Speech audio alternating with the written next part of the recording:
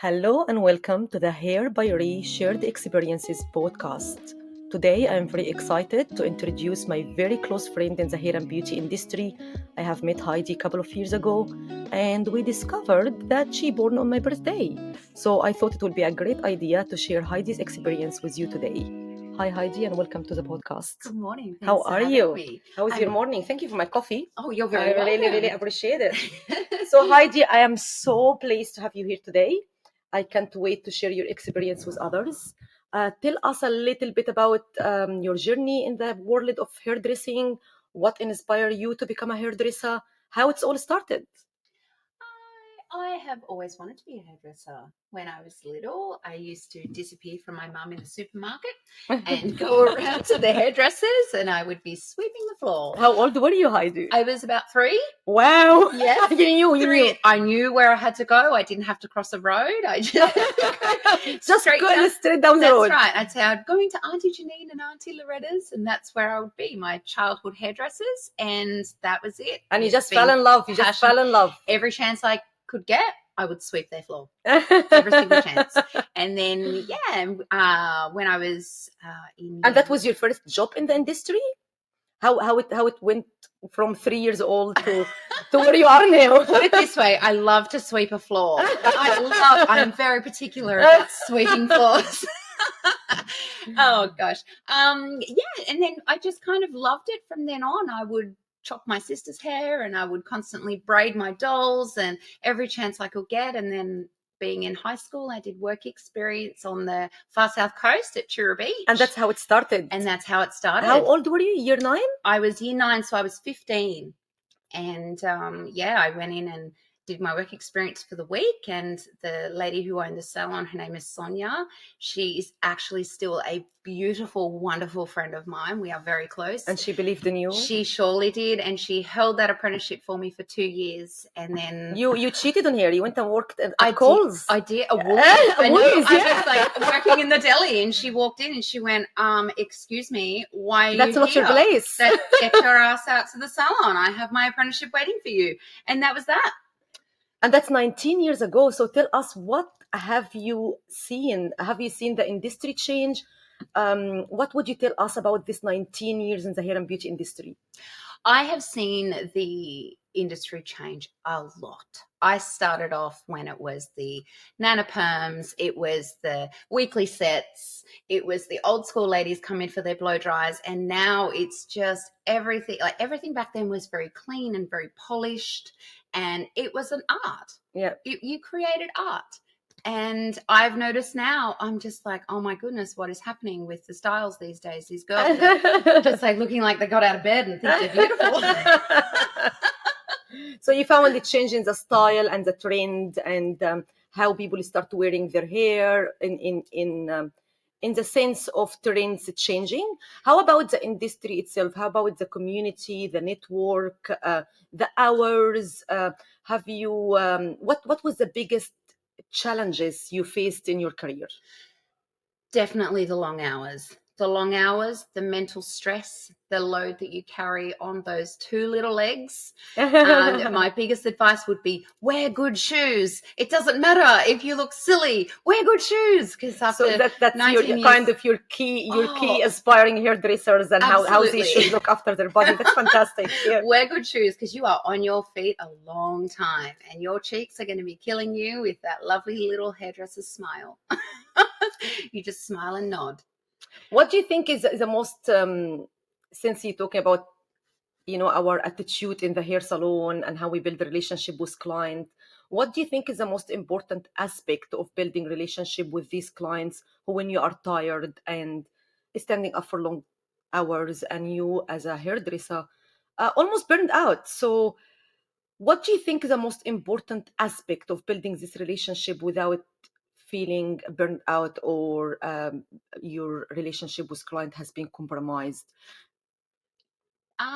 Boundaries. Fantastic. Absolutely. You need to agree set with you. boundaries. Your clients become your family.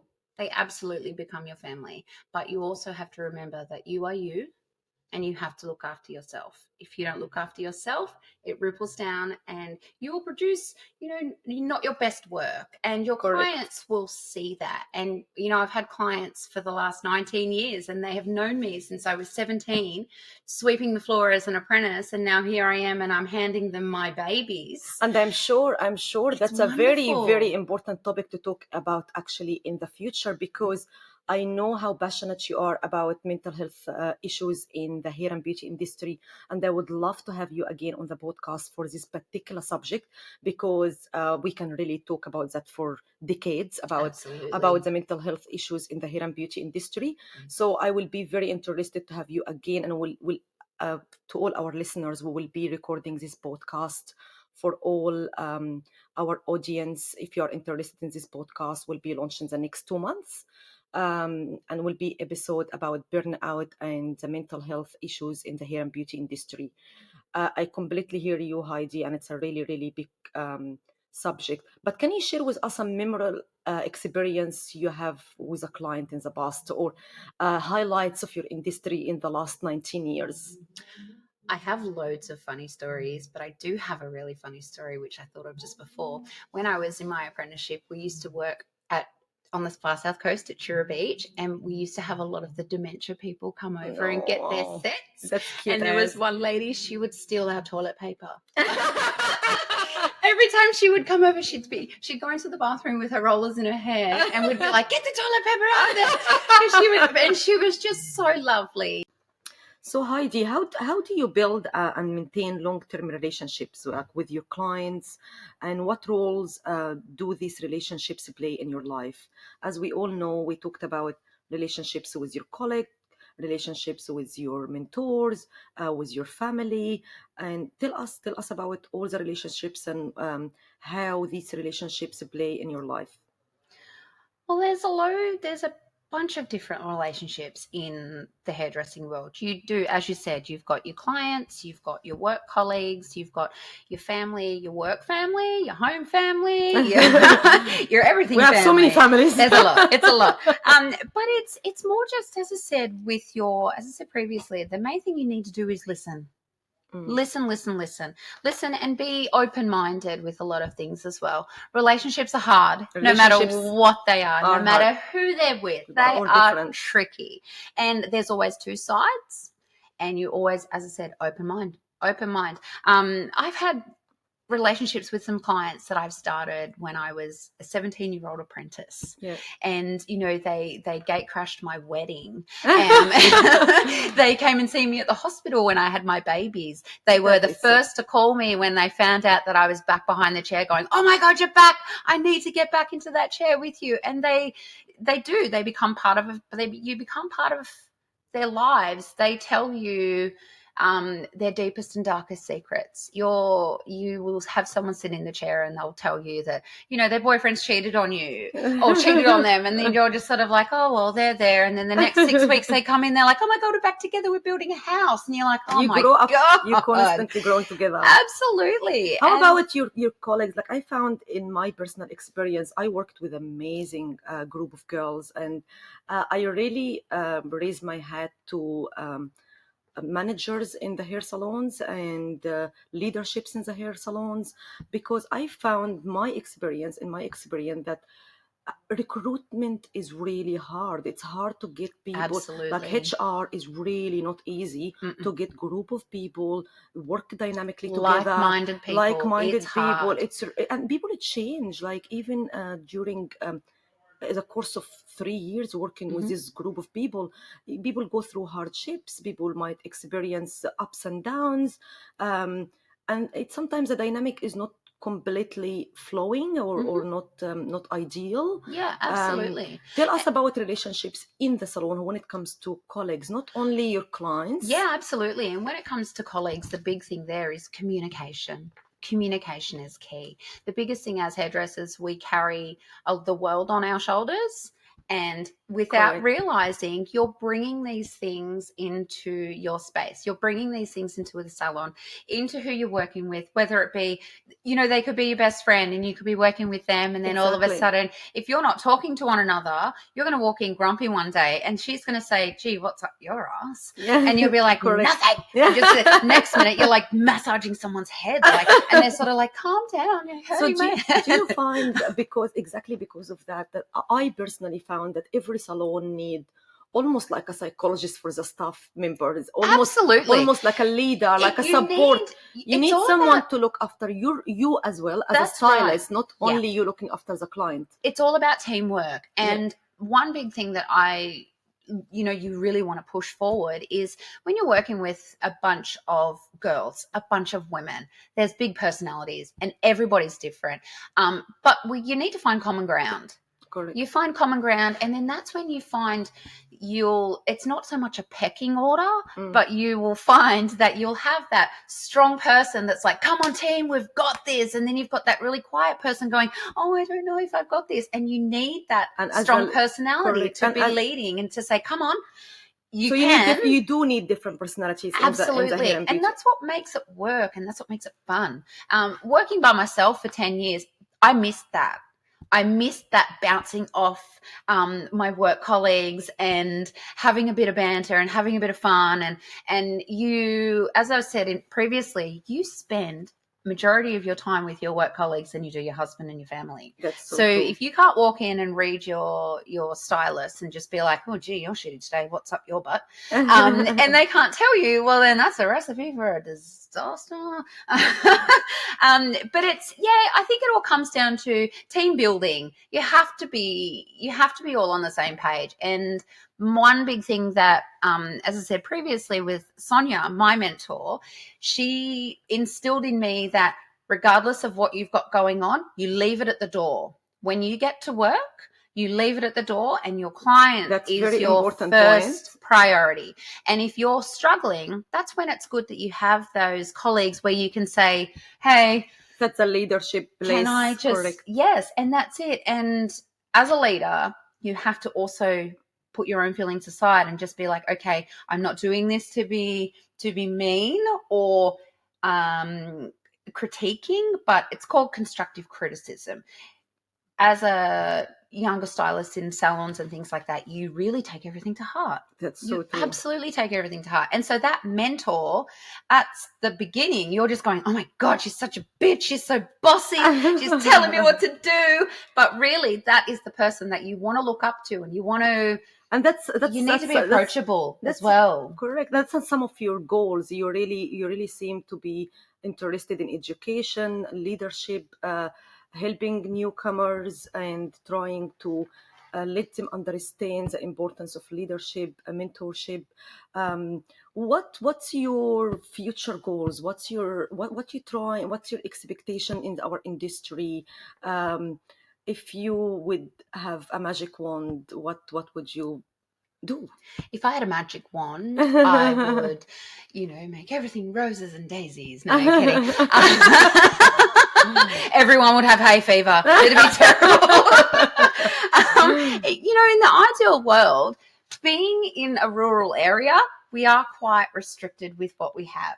In the ideal world, if I was a millionaire, I'd build a big hairdressing school and be like, rightio, let's go. And not only have classes for apprentices and things like that, because you need to have, as you were saying, you need a good manager, because staff don't leave through a bad work environment. Staff will leave because of poor management. Correct.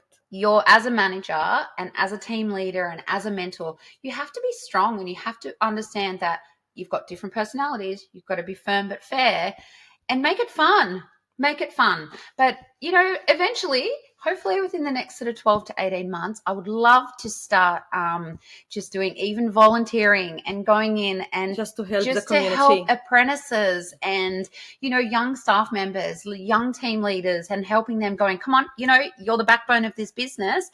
We need to push forward, and we've got this, and we're a team. I love that the sounds vibe. Like a beautiful goal. I just love the vibe, and a happy place is a happy environment, and that leads for a happy heart. That's And that's so what all true. hairdressers want. So Heidi, we talked about relationships, we talked about long hours, we talked about mental health in the workplace. Can you tell us what are some lesser known challenges that hairstylists face, and how do you tackle them, um, regardless of the long hours and the known problems in the hair and beauty industry?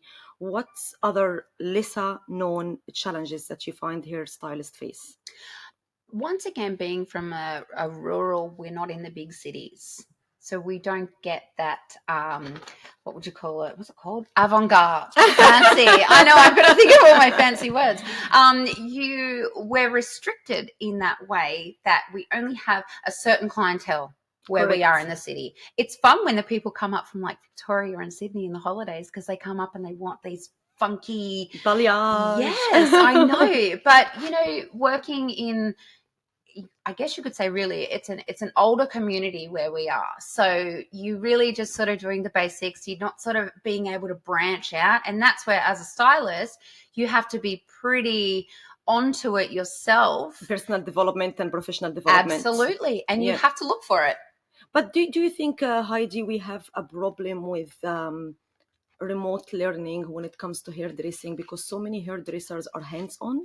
They're not really into, that's why they go into the hair and beauty industry, because they love the skill, they love the craft. Yeah. And I personally call them craftsmen or craftwomen or craft lady. But the point is they're very creative. They like making stuff. They like doing. I know myself, I am a hands-on learner. Yeah. I can read a book. That's or I can read something until the cows come home. Yeah. But until you're actually putting your hands on a dolly head or your hands on, you can make mistakes. You absolutely. can learn from your mistakes. And you don't know. It's all well and good to read something can be, but every hair is different. Every head is different. Count. Exactly. And I find it's better to learn in the salon. Hands-on training, straight up.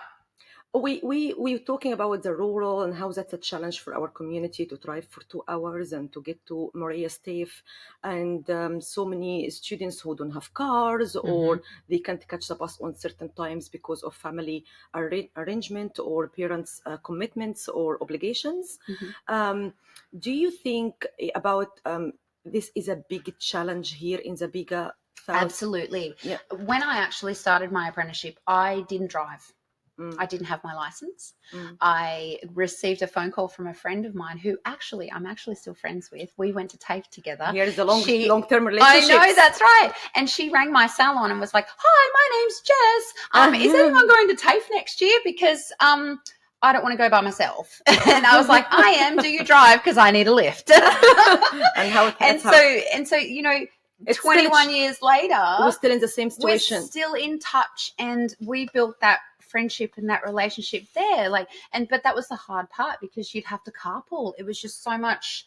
It was hard. It was hard to get there. So you had to, there was no buses. You couldn't catch a bus to Maria at 7:00 in the morning. Correct. So we had to sort of navigate that, and that's where being personal development is challenge, and professional development is a challenge. You have to be committed, and you have to be self-motivated, because it is, if you can't get there, you don't learn. How about even if you can do a digital online classes, or you can there is a lot of things available online.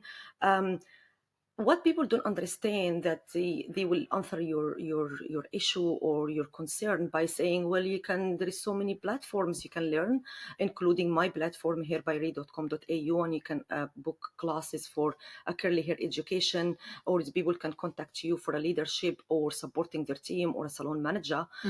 We know that that's available online, but people also don't understand how difficult to leave the chair. And if you allocate a couple of hours in your day to learn this course, you actually cut out of your behind the chair. Your wages are down. Yeah, that's right. And you're pretty much, and even with, say, if you had an apprentice in the salon and you're paying that apprentice to sit down and watch a computer, and in that time, you're running around like a blue-ass fly, trying to sort out your clients. You sound like in a real salon. You are in a real salon. That's right, because that's what we do. We just run, and we're going from one client to another, and that's where you struggle. It's finding that time and not feeling bad that you're marking that time out. But it's as you said, being a business owner, if you're not working, you're not getting paid. And that's the hard part. And by the time you get home, you have listened to 15 clients' problems throughout the day. The last thing you want to do is go home, set up a computer, and then sit there for 2 hours and watch someone pin hair. Correct. And it's tricky, and that's what I mean. You have to be really very much self-motivated, and you really just You have it's to take finding it as a career. balance. Absolutely. And it is such a creative career. It's so much more rewarding than, say for example, being a bricklayer. You go to someone's house, you lay their bricks, and that's it for 20 years. Hairdressers, see you in 6 weeks. Oh, should I come in 6 weeks? Should I come in 4? And as a hairstylist, that's our job. Our lovely clients just sort of go, you decide. What do I have to decide? Be an event organizers. Exactly. So there's another thing. That's another thing that's on to appointment sitters. Oh my God. Appointment sitter psychologists. Yes. And then you say to them, now please write it in your diary. Please don't forget. So what I am hearing from you over the whole episode today, Heidi, that you really encourage young hairstylists and newcomers to take it as a career and to don't look at it as just something to do behind the chair, because they don't understand it's not just a side hustle. Absolutely. It's a real industry. It's a hard industry. Yes. And most hairdressers are undervalued. Very much so. Yeah. We hairdressers create. It's such a creative, mindful job. You have to visualize things in your mind. If you don't have a creative mind, and you don't have a goal, or you don't have a path, choose something else. Yeah, you really have to be. And don't get me wrong, it's tough, but it is so rewarding. There is nothing better than having someone say to you, "Oh, I want this, this, and this," and you in your creative mind, you create that. And you've put that onto your client's head, being your canvas, and you can look back at that. And when that client walks out and they're flicking their hair and they're smiling, but be careful. If you're too creative, next time you have to come with something better. But that to me is worth more. I mean, don't get me wrong, we love money in the bank, we love to pay our bills, but to me, the most rewarding part of that client creativity is you're giving that client what they want, what they've got in their mind. Absolutely. There is more than just your paycheck. Yeah. That's right. And it's the way you make people feel, and it's rewarding, and it's just brilliant, because then as you said, like previously, that client will then come back to you. Correct. And then there you go. That's your new best friend every 6 weeks for the next 20 years. Heidi, it was great having you today with me on the podcast episode. Thank you so much for being here. It was an absolute pleasure to share a laugh. Thank you so much. And please stay tuned. Have a fantastic rest of your day.